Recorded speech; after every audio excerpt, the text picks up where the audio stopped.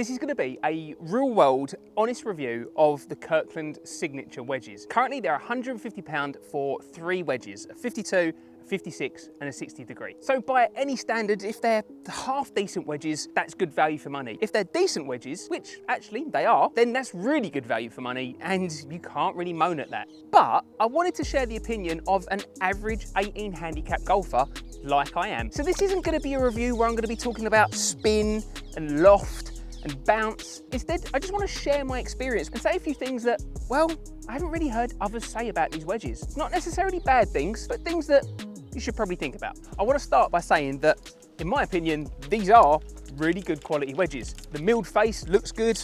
I get plenty of spin from it, just as much as any other wedges that I've used before in the past. And I think they look pretty good too, to be honest. You might not like the Kirkland signature brand being all over the back of it, as well as on the grip, but if you want a set of 3 wedges for £150, you're gonna have to accept that you're gonna have that logo all over it. That being said, the actual shape of the club and the style, I think looks really good. Looks just as good as pretty much any other wedge you can buy, really. I'm not that much of a golf snob.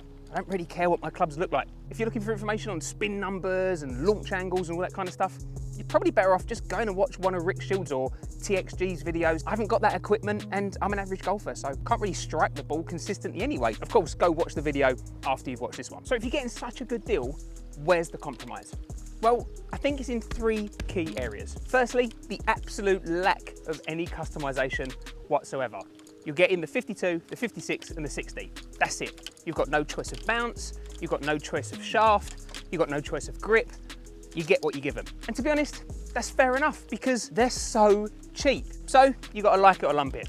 That's not really an issue for me though. I mentioned the grips in passing, but actually that's my second area of not concern, but just point of note with these clubs. The Kirkland signature logo, I feel is maybe a little bit misaligned, maybe a little bit misleading. You might want to be a little bit careful when lining up your clubs. The grips themselves do feel nice and grippy. I haven't got any issue with that, but they are pretty thin. Now, I've got small hands and even for me, these grips feel really quite small. So if you've got bigger hands, then straight away, you're gonna be spending more money because you're definitely gonna wanna put some extra tape under these, probably even some just thicker grips in general. Now this brings me to my final point on these clubs. And I've got a feeling some of you ain't gonna like this, but you might not actually be good enough to use them. Wait, I should probably reword that. That sounds a little bit harsh. Says the 18 handicapper who is looking for his top tee shot that went about 30 yards. Here it is. Perhaps a better way of putting it is they might not necessarily improve your game. And to be honest, I don't think they've improved mine. I'm playing with a set of Ping Game Improver irons. And in terms of the wedges, I've got a sand wedge, a pitching wedge, and a gap wedge. And I've got to say, I've got so much more confidence using the Ping sand wedge than I do the Kirkland. Now that's not a problem with the Kirkland. It'll be the same if I was using a Vokey. If you take a look here, let's see, hopefully that's in view. The amount of forgiveness that I'm getting from this Ping sand wedge there is exactly what I need as an average handicapper, as an 18 handicapper. If I compare that, here we go. So this is your traditional kind of wedge bladed design, and you're getting no forgiveness.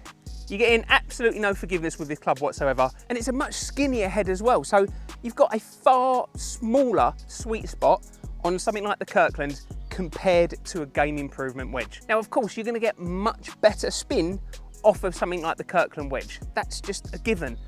But in reality, until you get to a certain point and a certain level in your game, is spin the most important thing?